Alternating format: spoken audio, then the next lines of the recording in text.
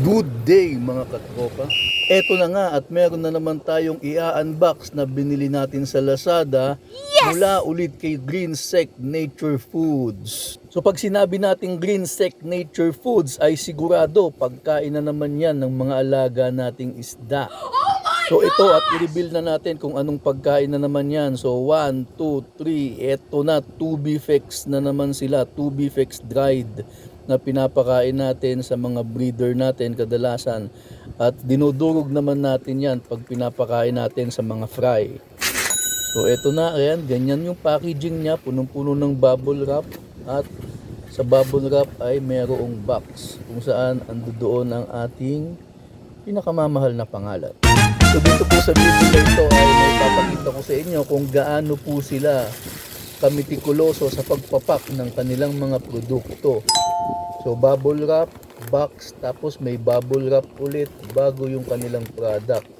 So para sa biyahe, alam natin na safe lang yung mga ino-order natin. So alam niyo naman po, pagdating sa mga courier services, nakita na natin yan, in-expose na ilang beses na pagdating dun sa mga nagdi-deliver, iniitsa-itsa lang nila yung mga boxes na yan. Hindi nyo iniingatan Pero ganun pa man, itong sila Greensec ay napakagaling nila mag-ayos ng packaging sa product nila. Wow! So kung napapansin nyo, no, ang dami kong binili na dried Tubifex. So ganyan talaga yung hobby. Ang problema kasi, hindi naman natin pwedeng tipidin yung mga alaga natin lalo na kung pinapalaki natin sila kaagad. Tsaka para naman po sa ibang mga kliyente, ayan po, wag po kayong magtatampo kung hindi po namin maibigay ng sobrang mura. Pasensya kasi na ha. pinag-e-effortan at pinagkakagastusan din namin yung mga alagang binibili ninyo sa amin. Ayaw ko na lang na muna mag-talk kung magkano yan. Nagdadrama ka pa dyan. Pero ito po, magsasample kami na kung paano sila kainin ng aming mga fry ng discus. Ito po palang mga discus na ito ay nabili ko lang din dito sa Pampanga. Wow! Isang breeder seller na ayaw na magpakilala.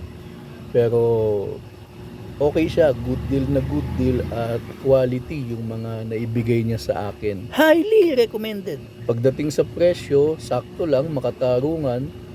Hindi gaya ng ibang seller ng discus na pagdating sa iyo ng discus ay halos wala pang pattern.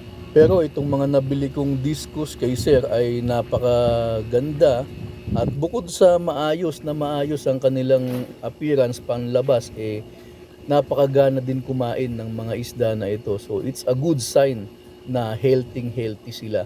Nung una nga lang akala ko ay matcha-challenge ako dahil sinabi ni sir ang pakain nila dito is 2 Beefex na live.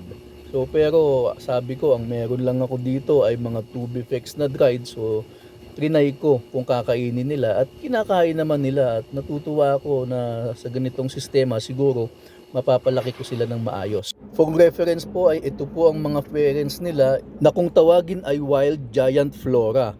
Balitaan ko po ulit kayo sa susunod. Thank you!